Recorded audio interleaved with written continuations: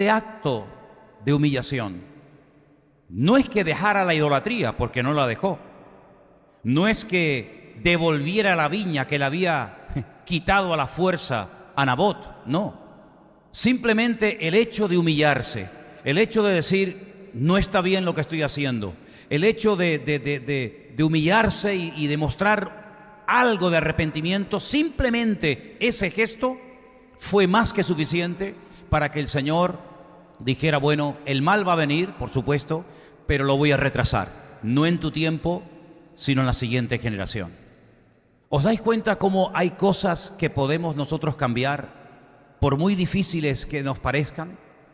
¿Os dais cuenta cómo nosotros, si nos humillamos delante de la presencia del Señor, el Señor puede cambiar circunstancias que de otra manera nunca salvó a todo un imperio, salvó a toda una familia?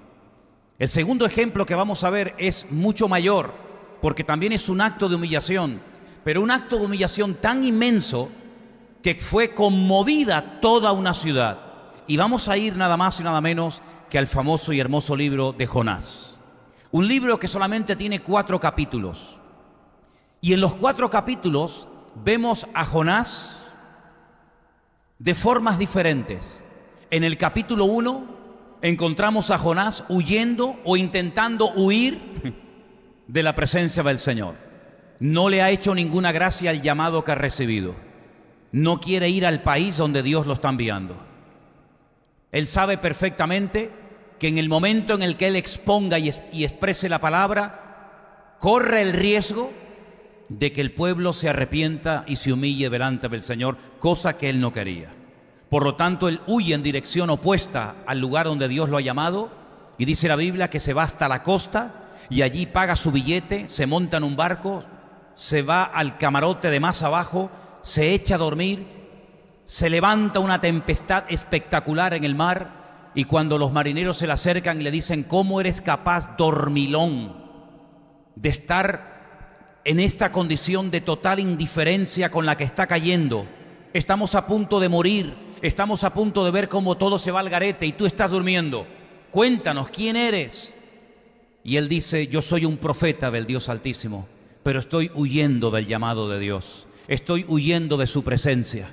Nada más absurdo que pretender huir de la presencia del Señor. Me recuerda un poco la vida de Adán, que dice que cuando pecó se quería esconder de la presencia del Señor. Y me vienen a la cabeza las palabras de aquel salmista que dijo en cierta ocasión, ¿a dónde huiré de tu presencia? ¿Dónde me podré esconder de la presencia del Señor? Ya que el Señor está en todas partes, es omnipresente, todo lo ve y todo lo conoce. Así que en el capítulo 1 vemos al profeta huyendo del llamado de Dios. Pero en el capítulo 2, él ora, él se humilla delante del Señor, porque ha sido arrojado por la borda con la intención de morir. Pero el Señor no va a permitir que el profeta se salga con la suya.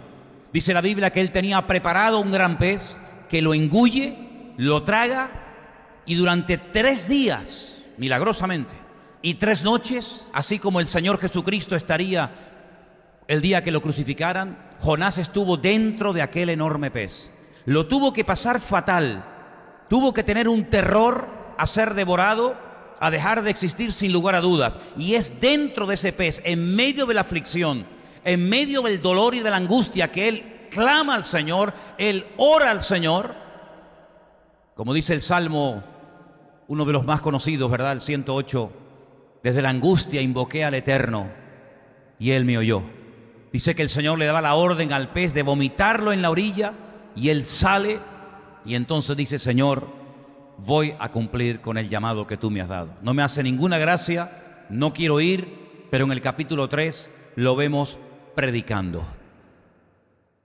Y en el capítulo 3, cuando él recorre toda la enorme y gigantesca ciudad, que según me he informado y he leído, tenía un perímetro de 100 kilómetros a la redonda, la ciudad de Nínive, una ciudad inmensa. Una ciudad que nos dice la Biblia que se tardaba más de 3 días en recorrerla de punta a punta. Él entra en la ciudad y da el mensaje evangelístico más corto de toda la historia. En nuestra Biblia, en el capítulo 3 del libro de Jonás, en el versículo 4, aparecen más palabras. Pero en el texto original aparecen tan solo 5 palabras. Ot arbaim yot ve Nínive nepajet. De aquí a 40 días la ciudad de Nínive será destruida. Es decir, a ustedes, a esta ciudad, le quedan 40 días de existencia. La ciudad va a ser arrasada, la ciudad va a ser destruida dentro de 40 días. Fue tal el impacto que recibió la ciudad, fue tan brutal la confrontación de Dios a esta ciudad, que dice que desde el rey hasta los animales entraron en un periodo de ayuno y de oración y de búsqueda sincera de parte del Señor. Así que lo vemos en el capítulo 1 huyendo de la presencia del Señor. Lo vemos en el capítulo 2 orando, en el capítulo 3 predicando y finalmente en el capítulo 4 lo vemos aprendiendo lecciones que nunca en su vida ni él ni ninguno de nosotros deberíamos de olvidar. ¿Qué fue lo que aprendió Jonás? Una de las cosas fundamentales que aprendió Jonás es que si Dios verdaderamente hubiera querido destruir a la ciudad de Nínive, jamás en la vida les hubiera mandado a un profeta. Les hubiera dicho: de aquí a 40 días Nínive será destruida con toda su población, desde el más grande hasta el más pequeño, así que hagan lo que hagan, van a ser destruidos. Pero no fue así el mensaje. La Biblia nos da a entender de que Dios mandó al profeta Jonás porque el Señor siempre le va a dar oportunidad a todo el mundo le va a dar oportunidad.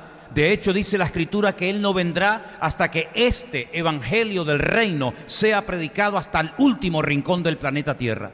Y entonces vendrá el Señor.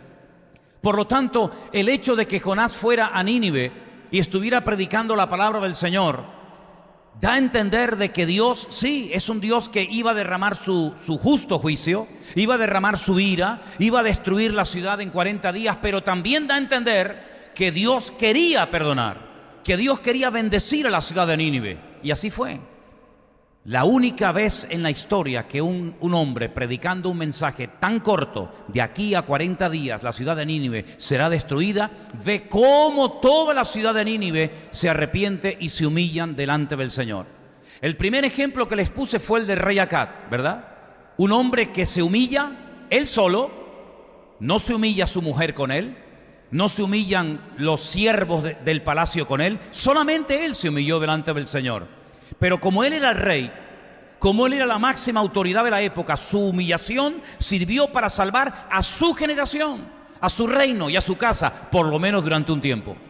Pero ahora vemos que el acto de humillarse de la ciudad de Nínive salvó a toda la ciudad, salvó a todo el país. Es cierto que después en otros libros del Antiguo Testamento vemos 100 y pico años más tarde que Nínive no siguió en esta línea de humillarse delante del Señor, no siguió en esta línea de humildad y Nínive fue totalmente destruida. Pero por lo menos cuando escuchó el mensaje, Nínive fue sacudida, fue confrontada con la verdad, se humillaron y se salvaron durante 100 años de ser exterminados y de ser totalmente destruidos. Hermanos, hay cosas que en la vida nos van a parecer imposibles que puedan cambiar. ¿Sí o no? Hay cosas que nos pueden parecer totalmente imposibles de que esta persona se pueda convertir, de que esta circunstancia pueda variar, de que esta persona se pueda sanar, etcétera, etcétera. Pero sin embargo, estamos viendo en esta tarde ejemplos de cómo cuando una persona se humilla delante del Señor y ora con toda su alma y con todo su corazón, las cosas que nos pueden parecer imposibles, Dios las puede cambiar y Dios las puede transformar. Pues entonces, hermanos, no tengamos ningún temor de orar por cosas imposibles, porque si nos humillamos y oramos con fe y clamamos al Señor con todo nuestro corazón, las cosas que nos pueden parecer imposibles pueden hacerse posibles en menos de lo que nos podemos imaginar. ¿Cuántos dicen amén? Nos vamos al Nuevo Testamento. Nos vamos al Evangelio según San Lucas, en el capítulo 1. Allí encontramos una visita muy especial, también a una mujer muy especial. Encontramos nada más y nada menos que a Gabriel, el arcángel Gabriel, aquel que de vez en cuando se aparecía también en el Antiguo Testamento, en el libro de Daniel, ¿verdad? Pues ahí se aparece ahora una mujer humilde, sencilla, llamada Miriam, llamada María, Y en el capítulo 1 le da un mensaje realmente extraordinario. Vamos a prestar atención. Dice así: entonces el ángel le dijo, María, no temas. ¿Verdad? Como a veces nos invade el temor ante circunstancias que no controlamos, ante cosas que pueden surgir y decimos, tengo temor de esta situación. Pero el ángel lo primero que le dice es, no temas, no tengas ningún miedo, porque has hallado gracia delante de Dios. Ahora vas a concebir en tu vientre y vas a dar a luz a un hijo y le vas a poner por nombre Jesús. Este será grande, será llamado Hijo del Altísimo. El Señor Dios le dará el trono de David su padre y reinará sobre la casa de Jacob para siempre, y su reino no tendrá fin.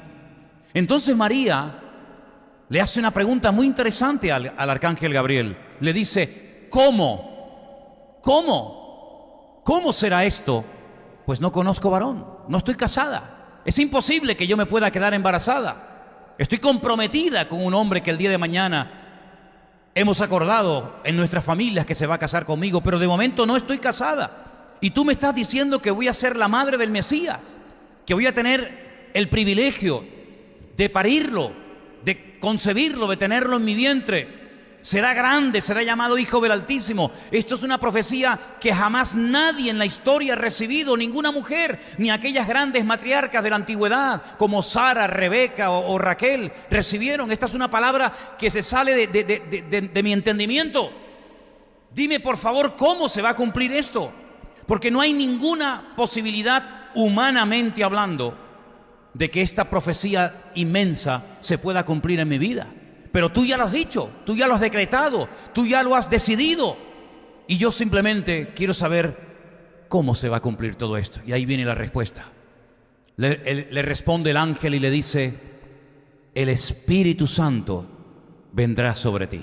Ahí está la respuesta. ¿Te parece? El Espíritu Santo vendrá sobre ti, y el poder del Altísimo te cubrirá con su sombra. Por lo cual también el santo ser que nacerá será llamado Hijo de Dios. Y he aquí tu parienta Elizabeth, y ahora le pone el ejemplo de su parienta Elizabeth como para animarla, para que se dé cuenta de que el Señor también está haciendo cosas, aunque ella no lo sepa. Ella también ha concebido un hijo en su vejez, y este es el 6º mes para ella, la que llamaban estéril, la que nunca va a cambiar, la que nunca podrá ser madre, ya nunca la llamarán así. Y ahora viene el texto que es realmente una palabra, una promesa preciosa. Y me gustaría que todos ustedes la repitieran conmigo en esta tarde, y dice así: porque nada hay imposible para Dios. Dígalo otra vez: porque nada hay imposible para Dios. Bien fuerte: porque nada hay imposible para Dios. Denle un fuerte aplauso al Señor en esta tarde y dígale: lo creo, lo creo, lo creo, aleluya, lo creo. Acab cambió el destino de su país. Su tiempo fue salvado, protegido milagrosamente, porque él se humilló delante del Señor. Nínive no fue destruida en el plazo de 40 días. Pasaron 40 días, 50, 80, 90, 100, etc. Y Nínive permaneció y no fue destruida, porque desde el rey hasta el más pequeño todos se humillaron delante del Señor. Ahora María se humilla, aceptando la voluntad de Dios, aceptando el menosprecio, las burlas, las críticas, los comentarios, todo lo que se ha dicho a lo largo de la historia y todo lo que se sigue diciendo a lo largo de la historia y en el tiempo presente sobre si esto fue un engaño, si esto realmente fue así, si esto fue un acto de infidelidad por parte de María, etcétera, etcétera. Sin embargo, todos sabemos que cuando ella acata, cuando ella acepta la voluntad de Dios para su vida, la respuesta despejó toda duda. Te preguntas cómo, nunca ha sucedido, no puedes mirar atrás y decir, esto ya le pasó a otra mujer, por lo tanto no hay problema. Si ya le pasó a otra mujer, ¿por qué no me puede pasar a mí? ¿Verdad? Cuando por ejemplo Rebeca era estéril, tenía la fe y la confianza de que si se oraba por ella, ella podía ser madre, porque ya la anterior matriarca ya había sido sanada de esterilidad, Sara, ¿verdad? Y Raquel también, y Ana después también lo fue, y ahora Elizabeth también. Pero Lo que le va a pasar a María no le ha pasado a nadie, ni le pasará jamás a ninguna otra mujer de la historia. Por lo tanto, ella se preguntaba ¿cómo va a suceder todo esto? Son palabras demasiado hermosas, es un futuro increíble. Me llamarán por toda la historia bienaventurada. Tendré el privilegio de tener al Mesías dentro de mis entrañas. Y después todos sabemos que vivió 30 años en la casa con ella. ¡Qué privilegio, qué honor! ¿Cómo se va a cumplir todo esto? Yo no tengo capacidad humana para entender semejante proyecto.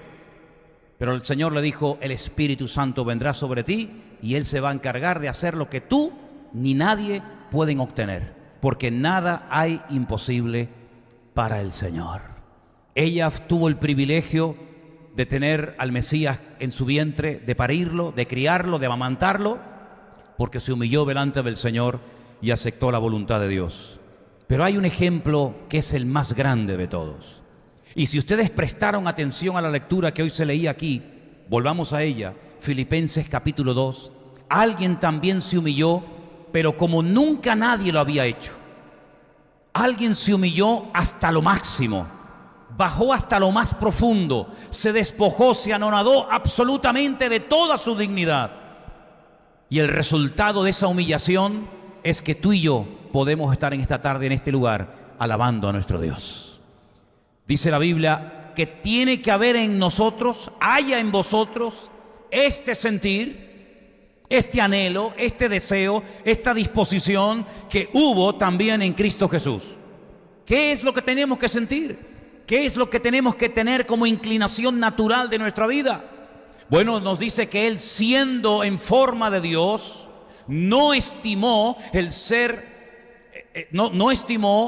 ser igual a Dios como cosa a que aferrarse. No se agarró a sus derechos, no se agarró a esa gloria que tenía, sino que dice aquí, se despojó, se anonadó, dice otra versión, a sí mismo. ¿Y para qué? ¿Para venir a este mundo como un rey, con toda la pompa y con todo el séquito y con toda la gloria de los reyes? No. Se despojó de toda la gloria, se despidió de su Padre y vino a este mundo tomando forma de siervo, como un esclavo, una locura de amor increíble. Se hizo semejante a los hombres y estando en la condición de hombre, con todo lo que eso implica y conlleva, se humilló Él mismo, no es que lo humillaran. Porque Acab se humilló ante la palabra que recibió del profeta Elías. Nínive se humilla por la palabra que recibe del profeta Jonás. María se humilla ante el mensaje del arcángel Gabriel. Pero dice en este texto que Él se humilló a sí mismo. Él tomó la determinación de humillarse. Y se hizo obediente hasta la muerte. No por un tiempo, sino hasta la muerte. Pero ¿qué tipo de muerte fue la que Él escogió? ¿Qué tipo de muerte fue la que se negoció en la eternidad para Él? La muerte más horrenda, la más humillante, la peor de todas, la muerte de cruz. Resultado de esta humillación, ahí viene. Por lo cual Dios le exaltó hasta lo sumo. Sí, ya no hay más posibilidad de ser exaltado. Hasta lo máximo fue exaltado. Y se le dio un nombre que es sobre todo nombre, para que en su nombre, el nombre de Jesús, se doble toda rodilla de los que están en los cielos, en la tierra y debajo de la tierra, y toda lengua confiese que Jesucristo es el Señor, para gloria de Dios Padre. ¿Cuántos dicen amén? Un hombre se humilló y salvó a una generación. Una ciudad se humilló desde el más pequeño hasta el más grande y salvó a todo un país durante 100 años. Una mujer se humilla y recibe el honor y el privilegio de ser la portadora de la simiente divina, del Mesías, del Señor Jesucristo. Pero ahora se humilla Él a sí mismo. Y ese acto de humillación terrible, terrible, voluntario, no por presión, sino porque era la forma como el Padre había establecido en la eternidad que su Hijo tenía que morir. salvó a toda la humanidad, salvó a toda la raza humana de una destrucción segura y de una condenación eterna. ¿Cuántos dicen amén? Queridos hermanos, hay cosas que se pueden obtener tal vez con una sencilla oración o con un poco de esfuerzo por nuestra parte. Pero hay otras cosas que, humanamente hablando, son totalmente imposibles de obtener. Sin embargo, hemos visto en estos ejemplos en esta tarde cómo cuando una persona se humilla de corazón delante del Señor, las cosas pueden cambiar para siempre si nos mantenemos en esa línea, en esa actitud de humillación delante del Señor. El mensaje que estoy trayendo en esta tarde no es un mensaje que nos gusta, porque a ninguno de nosotros ni nos gusta que nos humillen, ni a ninguno de nosotros nos gusta humillarnos. Hace unos días hablaba con una persona que me decía: ya no voy a llamar más, porque ya me han humillado demasiado y ya no voy a llamar más. Y es que el corazón del hombre, las fuerzas, el límite del ser humano es tremendamente limitado. Repito, a nadie le gusta ser humillado, a nadie le gusta humillarse, pero la clave para obtener respuestas a oraciones que llamemos imposibles es humillarse sinceramente delante del Señor. Ahora entiendo por qué nos cuesta tanto humillarnos. Ahora entiendo por qué el enemigo no quiere que nos humillemos. Ahora entiendo por qué nuestra carne se resiste a humillarse delante de Dios o de quien haga falta. Porque el diablo sabe perfectamente que cuando el pueblo de Dios se humilla, cuando la iglesia de Dios se humilla, cuando nuestra vida se humilla delante de la presencia del Señor, Dios puede hacer de lo imposible cosas tremendas para su honra y su gloria. Y como el diablo sabe perfectamente el poder inmenso que tiene una oración de un hombre, de una mujer, de un pueblo, de una iglesia que se humilla sinceramente delante del Señor, por eso creo yo que nos puede llegar a costar tanto el decir: yo no me humillo, que se humille ella, que se humille él. Pero queridos hermanos, esta es una promesa personal, aunque sabemos que también el Señor ha dicho que si su pueblo se humilla e invoca su nombre, el Señor sanará la tierra. Tal vez por eso nuestro país está tan enfermo.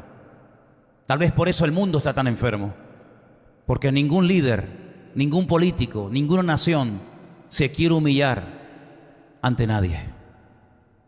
Algunos equipos de fútbol en estos días de mundial están siendo humillados. Espero que no nos pase a nosotros dentro de unos días. Pero ¿saben qué? Es muy lindo cuando la gente te aplaude, cuando se marcan goles, cuando todo el mundo habla de ti bien en los periódicos, en las tertulias, en los canales de televisión. Pero a nadie le gusta perder un partido y ser humillado por tus compatriotas, por otros jugadores, por otros periodistas. Pero ¿sabes qué? El Señor Jesucristo dice que se humilló hasta lo máximo. Ya no se podía humillar más. Llegó hasta lo más bajo. Llegó a hacer cosas que solamente un tipo de esclavos hacían, y era lavarle los pies a la gente. No todos los esclavos le lavaban los pies a la gente. Había algunos esclavos que llevaban la contabilidad. Eran los famosos ecónomos, los que sabían leer y escribir. Los esclavos cultos, estilo José, que sabía perfectamente cómo tenía que administrar el dinero, las finanzas, los recursos, etc. Había otro tipo de esclavos que eran los uperetas. Eran los más bajos, eran los que iban en galeras, los que bajaban pero nunca subían, los que bajaban a galeras encadenados y lo pasaban tan mal, se morían de hambre, de sed o reventados trabajando. No había ningún tipo de derechos para ellos. Y a ese nivel, a esa escala llegó el Señor, a humillarse hasta lo más bajo. ¿Qué diferencia cuando gente recibe la palabra? Cuando pueblos, cuando naciones reciben el mensaje y no quieren humillarse. Y les pongo el ejemplo del diluvio. ¿Os acordáis? 120 años. Nos puede parecer una barbaridad, pero es lo que dice la Escritura. 120 años estuvo un predicador advirtiendo al mundo entero de que vendría el juicio de Dios. No fueron un día ni dos, fueron muchos años. Y no solamente fueron sus palabras las que trataban de convencer o de sacudir o de confrontar al mundo, sino que además lo veían metido a él y a sus hijos y a toda la familia. Lo veían metidos, lo veían involucrado en la construcción de un barco inmenso. Y seguramente lo utilizó como botón de muestra diciéndole, esto lo estoy construyendo porque creo que viene el juicio de Dios. Esto no es que no tengo otra cosa que hacer en la vida. Este barco, este transatlántico inmenso que estoy haciendo, que me va a llevar muchos años terminarlo, no es que no tengo otra cosa que hacer en la vida más que construir barcos en medio del desierto. No, esto lo hago porque creo que lo que Dios ha prometido y lo que Dios me ha dicho se va a cumplir. Viene un diluvio. Tarde o temprano los crímenes, los asesinatos, las violaciones, todo lo que estáis haciendo va a sufrir un juicio terrible de parte de Dios. Prepárense. ¿Cuántos se convirtieron? ¿Cuántos se humillaron? ¿Cuántos reconocieron que aquel mensaje podía ser cierto? ¿Podía ser verdad? Ni uno. Ni uno. Milagrosamente sus 3 hijos, Sem, Cam y Jafet, con sus esposas y su esposa, creyeron al mensaje del Padre. Y solamente 8 personas después de 120 años. 120 años para ganar, sin contar él, a 7 personas. 40 años estuvo Jeremías tratando de que el pueblo se humillara y no consiguió nada. Y en un día y medio, da un mensaje de 5 palabras en su texto original y toda una ciudad se arrepiente. El cambio fue espectacular. El cambio fue tremendo. Nínive no fue destruida por el mensaje de un hombre de un día. El mundo fue anegado en agua. Millones de personas murieron.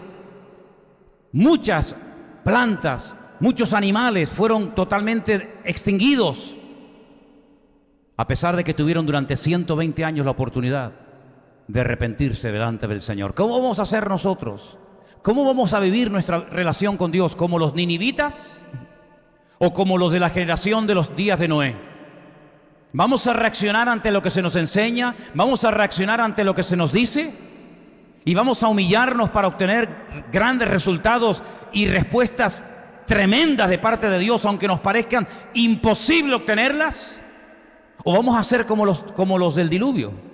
Oímos y oímos y oímos y oímos, y un mes y otro mes y un año, y de una manera y de otra manera, y por un oído nos entra y por otro nos sale. ¿Cómo vamos a reaccionar? Yo quiero terminar diciéndoles algo, hermanos. El sufrimiento, la angustia, lo mal que lo tuvo que pasar Jonás en aquel vientre de aquel enorme pez, lo preparó para que él fuera a Nínive a predicar la palabra y toda la ciudad se arrepintiera. Y todo el sufrimiento, todo el dolor, todas las lágrimas, toda la angustia, todo el desánimo que has tal vez pasado o pasaremos en el futuro, no es en vano. Nos prepara, nos fortalece, hace que saquemos callo, hace que podamos crecer y madurar. Así que quiero ponerles una frase ahí en la pantalla para que todos la leamos. Y con esta frase quiero terminar en esta tarde. Léala conmigo. Comencemos a pedir que lo imposible se haga realidad. Tal vez los que están en casa viéndonos, escuchándonos, junto con nosotros en esta tarde, también lo pueden repetir juntamente conmigo. Comencemos a pedir que lo imposible se haga realidad. Cierra tus ojos en esta tarde. Imposible será para ti y para mí cambiar una circunstancia. Ver a un hijo que se entrega al Señor después de años de rebeldía, o que se restauran relaciones, o que se cambian las cosas milagrosamente de un día para otro. Pero si comenzamos a orar con fe, humillándonos delante de Dios, aquellas cosas que te pueden parecer imposibles, Dios las puede convertir en posibles. Pero todo está en nuestra actitud. La actitud es lo que marca la diferencia. Si nos humillamos delante de Dios, Dios nos sorprenderá. Y la Biblia dice que si clamamos a Él, Él nos responderá. y nos enseñará cosas grandes y ocultas que nunca hemos visto. Y te recuerdo una promesa más de la Escritura que dice que cosas que los ojos no vieron, ni los oídos del hombre escucharon, ni subieron al corazón del hombre, son las cosas que Dios tiene preparadas para aquellas personas que aman a Dios. Así que confiemos en el Señor mientras el mundo se desmorona, mientras el mundo se despedaza. Nosotros vamos a comenzar a orar porque las cosas imposibles para el hombre son posibles para Dios. Te damos gracias en esta tarde por tu palabra. Te damos gracias, Señor, porque lo que era imposible se convirtió en posible. Tú naciste, tú moriste, tú resucitaste, tú ascendiste y tú volverás nuevamente a la tierra. Aunque era prácticamente imposible que todo eso aconteciera. Pero cuando creemos en el Señor y confiamos en Él, las cosas pueden cambiar radicalmente de la noche a la mañana. Era imposible que el pueblo de Israel se salvara porque ya estaba determinado y escrito que se produjera un exterminio y que no quedara ni uno con vida. Pero oraron, se humillaron, ayunaron, se arrepintieron. Y en los tiempos de Mardoqueo y de la reina Esther, tú cambiaste de la noche a la mañana lo imposible en posible porque oraron con fe, humillados delante de ti.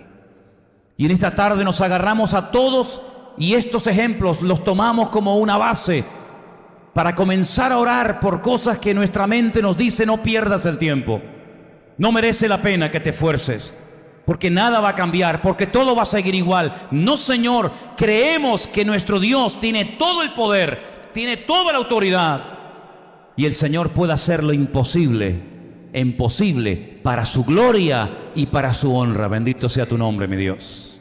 Ayúdanos y fortalece nuestra fe para que no importa las tormentas y aflicciones por las que tengamos que pasar, aprendamos, Señor, a temerte, aprendamos a servirte y aprendamos sobre todo a tener expectativa, que nuestra vida nunca pierda la expectativa, la visión espiritual, porque por falta de visión muchas cosas no se llevaron a cabo. Por falta de fe y por falta de visión, países no se conquistaron, enemigos no fueron derrotados.